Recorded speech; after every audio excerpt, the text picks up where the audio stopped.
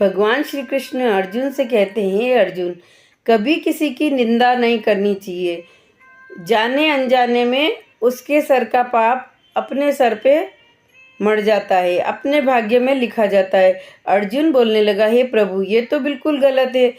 कोई न कोई बात ऐसी कर ही देते हैं, तो ऐसा कैसे हो सकता है? तो भगवान बोलते हैं, सुनो मेरी बात। एक राजा ने हजारों ब्राह्मणों का ब्राह्मण भोजन करा।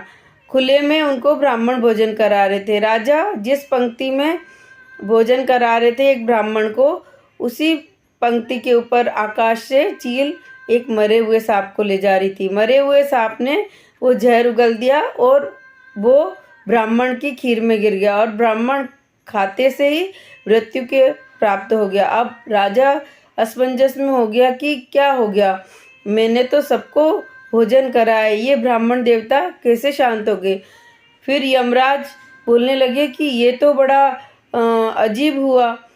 अब ये ब्रह्म हत्या का पाप मैं किसके सर मढ़ूं? क्योंकि राजा तो निर्दोष है और चील भी निर्दोष है, वो अपने बच्चों के लिए भोजन ले जा रही थी, और सांप भी निर्दोष है, वो तो पहले से ही मरा हुआ था। अब यमराज कुछ दिन तक सोचने लगे कि अब ये पाप मैं किसके खाते में लिखूं।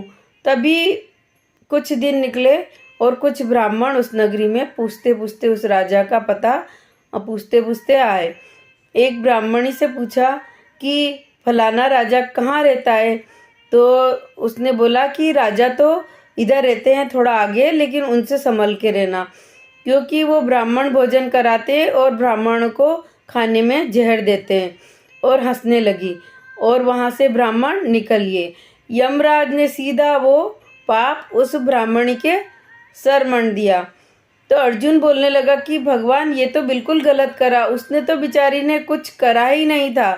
तो भगवान बोलने लगे, यही तो बात है, उसने कुछ नहीं करा था, लेकिन उसमें उसको बहुत आनंद आ रहा था उस दूसरों की बुराई करने में, और जबकि वो पाप उस राजा ने नहीं करा था और उसने उसकी निंदा करी, तो वो पाप ब्रह्म हत्या का उस ब्राह्मणी के सर मढ़ा गया।